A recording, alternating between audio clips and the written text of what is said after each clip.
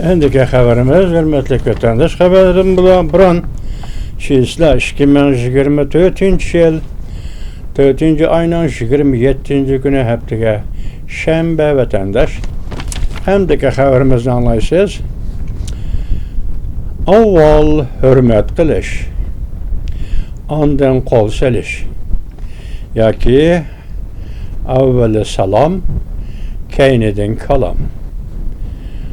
Amerika Qo'shma Shtatlari davlat ishlar kotibi Antony Blinken agar jungo qilayotganlarini to'xtatmaydi ekan, Amerika harakat qo'llanadi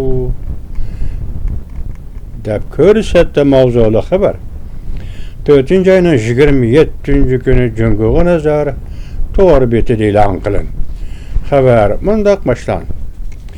Amerika Qo'shma Shtatlari davlat ishlar kotibi Antony Blinken 26 kuni jungoda eng oxirgi ziyorat mezgilida Tashqi ishlar ministri Wang Yi bilan ko'rishdi. Orqadilla jungoning raisi Xi Jinping bilan ko'rishdi. Tahlilchilar mundaq ko'rsatdi. Amerika Qo'shma Shtatlari hukumati avval salom, ondan kalom. Avval jungo hukumati bilan fikrlashish. Agar jungo hukumati o'zgartishni o'tirib qo'yilgan talablar bo'yicha ba'zi masalalarni o'zgartishni xohlamasa, Amerika qo'l qo'yishtirib qarab o'tirmaydi deb ko'rsatdi. Davlat ishlar kotibi Antony Blinken BBC muxbirining maxsus ziyoratini qabul qilganda mundaq ko'rsatdi. Jungoning Rossiyaga yordam berayotgan bir ish bilan jungo hukumatiga Amerikaning maydonini bildirib qo'ydik. Mundaq dedi. BBCga Amerika Qo'shma Shtatlari davlat ishlar kotibi Antony Blinken mundaq dedi. Agar jungo bu ishni to'xtatmaydi ekan, Amerika harakat qo'llanadi. Hozir ko'ryapsiz vatandaş, bu bir besim. Bu besim hem jungo tarafga, lekin jungo tarafga kelayotgan besim bevosita besim. Bu besim Rossiya tarafga kelayotgan besim vositalik besim. Hozir Rossiya bilan jungo o'rtasida portlab o'tirg'i chiqqan bir voqea nim bo'ldi? Bu 7 davlat ministrlari yig'inida Amerika Qo'shma Shtatlarining davlat ishlar kotibi Antony Blinken 7 davlat ministrlari bilan birlikda jungoni qattiq tanqid qilgan edi. Aralaqda NATOning kotibi Stoltenberg ham mushu masalasi bo'yicha jungoni qattiq tanqid qildi. Endi hozir jungoga keldi, ziyorat keldi. Davlat ishlar kotibi Antony Blinken yana mushu masalani qo'ydi. Masalan, jungo Rossiya Federatsiyasining davlat mudofaa sanoati va ishlab chiqarishiga har jihatdan texnika, mulozim, pul va bank mulozimati qatorliq jihatlarda yordam berdi. Buni bugun buyruq bo'yicha degandek, yoki oxirgi taklif degandek, yoki oxirgi ultimatum degandek jungoga topshirdi. To'xtatmasang Amerika qo'l qo'yishtirib qarab turmaydi, qo'l soladi yoki harakat qiladi. Yana bir xabar demasdan ikki xil alomat Junanxayning urushga tayyorlik qilayotganligini ko'rsatib berdi. Bir manzara Xi Jinpingni beorom qildi.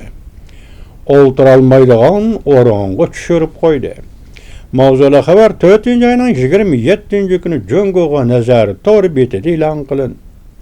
Xabar mundaq boshlandi.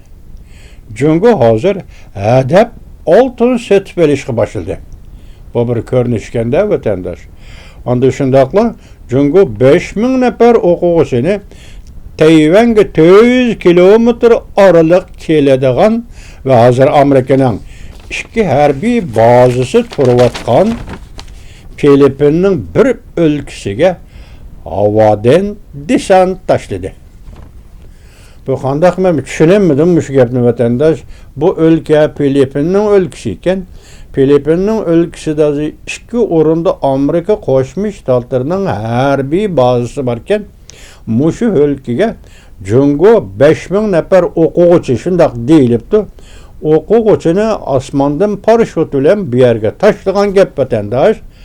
Men bula okuğuçumu ayaki formunu özgertken, harbiy formunu özgertken harbiylermi düşünemey kaldım. Bunun aceplendim. Lekin sizge yetkizip oturma vatandaşım. Muş işki hadise. Jungo Kompartiyasi uruş tayyorlik qilib atandı degan xulosin chiqadi. Jungoga nazar to'rbid. Bu ishki cho'ng hadise shuni ko'rsatib berdiki, Jungo Kompartiyasi urushga tayyorlik qilib atadi. Lekin Amerika armiyasining yaqinda harbiy ishlarda unumdorligini, İranning raketalariga önümlük zarba berganligini ko'rgan Jungo hukumati urushning mag'lubiyat bilan oxirlashadiganligini ham ko'rib yetdi. Ya'ni bu urush qaysi urush? Jungo urush qo'zg'aydi kimdi birisiga. Urush qaysi bir rayonda Jungo tarafidan portlab chiqadi bu urush. Lekin bu urushda ko'rib yetgan narsa shu bo'ldiki, bu qatam Iranning Isroilga hujum qilishida ittifoqdosh davlatlar qatorida Amerika armiyasi balki kilovatga raketalarni to'sib qolgan bo'lishi mumkin. Şuna nima deyilgan shu vaqt xabar desangladim ama 99% raketani urib tushirdik Irandan degan edi vatandaş. Hozir Rais Xi Jinping urush qo'zg'ashga tayyorlik qilyapti, lekin orqada bundan qo'rqyapti. Demakchi bo'lgan. Yana bir xabar, lekin sizga bizga nisbatan aytganda hal qilg'uch xabar vatandaş. Xitoy Davlat Mudofaa Ministri Qozog'iston yani 3 xil kuchlar tahdidini ko'tarib chiqdi.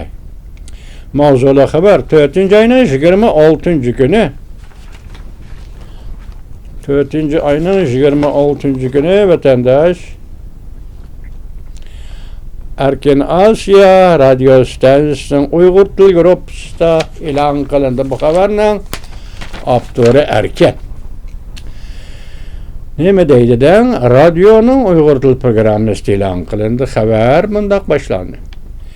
Xabarning avtori Erkin yuqori dedik. Bu xabarda siyosiy so'z iboralar mundaq elindi qarang. Jungo Davlat Mudofaa Ministri Dong Jun 4-oyning 25-kuni Prezident To'qayev bilan ko'rishganda rayonda 3 xil kuchlar tahdidining kuchayayotganligini o'tirib qo'ydi. Qozog'iston bilan hamkorlikni chunqurlashtirishni xohlaydiganligini bildirdi. Ikkinchi jumla ketdi. O'rta Osiyo rayonining murakkab vaziyatga duch kelayotganligini tilga oldi.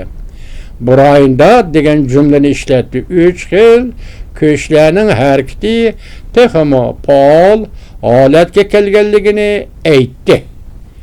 Jungo Cumhur Halk Cumhuriyeti Davlat Mudofaasining ministri Dong Jun aytdi. Xil kuchlarning faoliyatlari bu rayonda tinch qatimjimi? Bu rayonda hozir tushunchimiz bu rayon to'g'risida. Bu rayonda faol harakat qilyapti. Ya'ni O'rta Osiyo rayonining murakkab vaziyati o'rtaga chiqdi.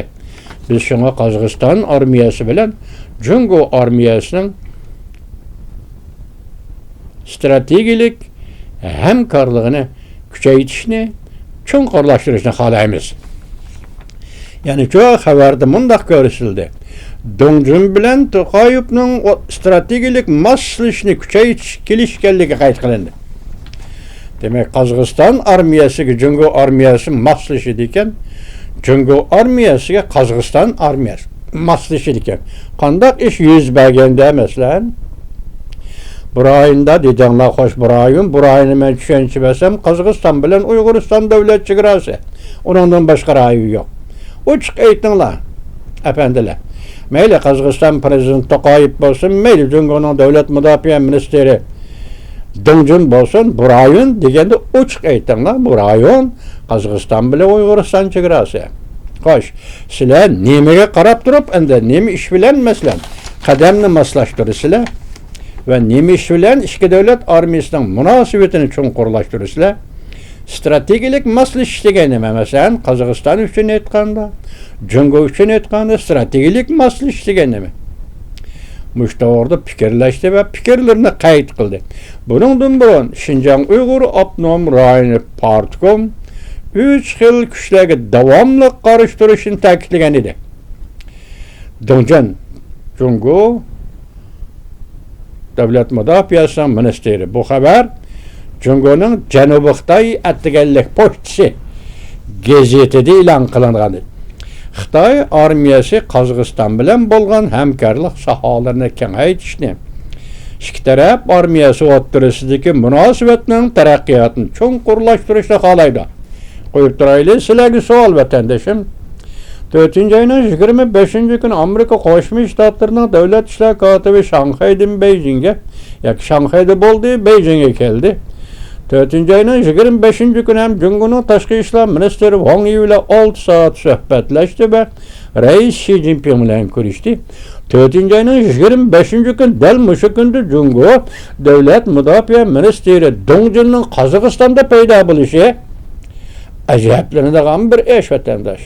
Mayli Shanxay Beşiktaş Groy'un yığını olsun, mayli Shanxay ittifoqi yoki Jungo bir nima ittifoqi bo'lsin, qat'iy nazar vaqtni ching tutamanki men qo'yib bermayman.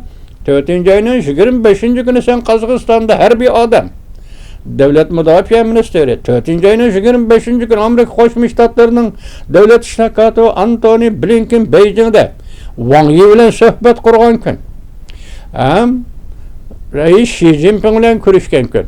Shu kuni hozir aytamadik mushaddiy olay vatandosh anglab turing.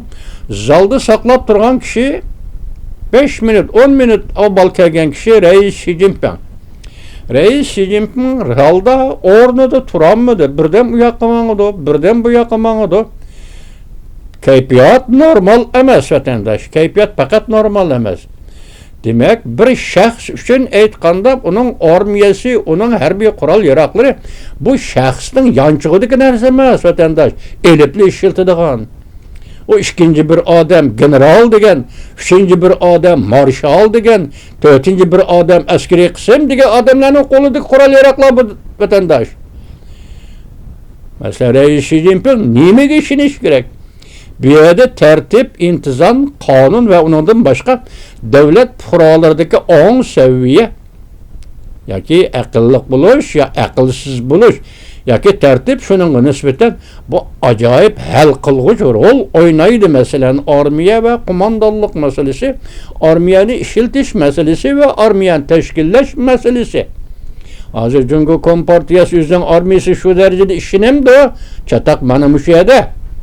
Muşundaq ahval aslında Amerika Qo'shma Shtatlari bilan ciddi sürkülüş, ciddi terkishish, Amerika Qo'shma Shtatlari bilan qarshilashishni baldoq o'riltishning qanday xatarga elib bordiganligini Rais Xi Jinping bilmamdi, biladi. Shun bu qatim zalda davlat ishlar kotibi Antony Blinken zalga kirgicha shunchalik parishon, shunchalik gangirash, shunchalik teliqtazi boshda aytmadikmi?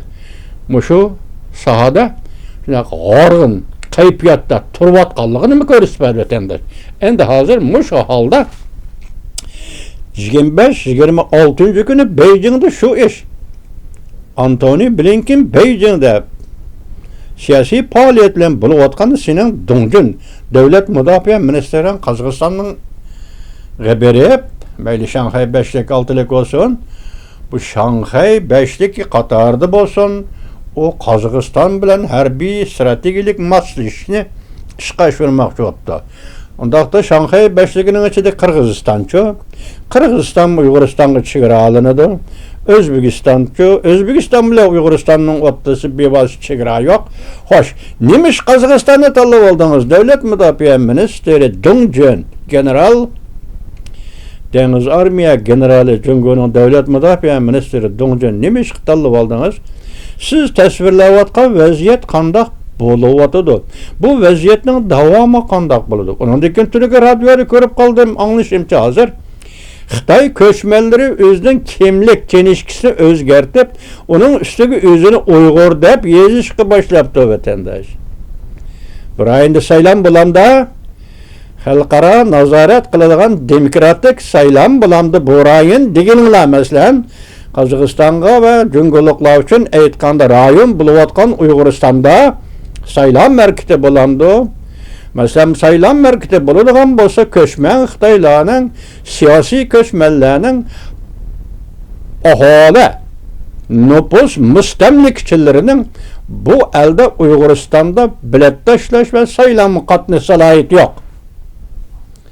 Mani Cüngü Kompartiyası obdan düşünülen hem şu vaxtıda Uygur siyasi aktifleri şundak deyişni bilse emmege makul demey yok deyişni bilse şu vaxt yetkende Stay'nın köçmelleri fevkulade köçmeller siyasi köçmeller yaki nüfus ahali müstemlikçiligi bilen şugullangan her kandak köçmen Xitay. Hatta qoluda qurali ve qurallı Xitay ve onun aile tavabatları Uyguristan'da saylanma qatnışanmaydı. Lekin Xitay çotni hatası qıptı. Azı köçmen Xitaylarga kenişki taqtip, kimlik taqtip, onun özünün ismini Uygur dep yazdırıptı. Ahmak bolma Xitay, ahmak bolma. Bilamdı Xitay.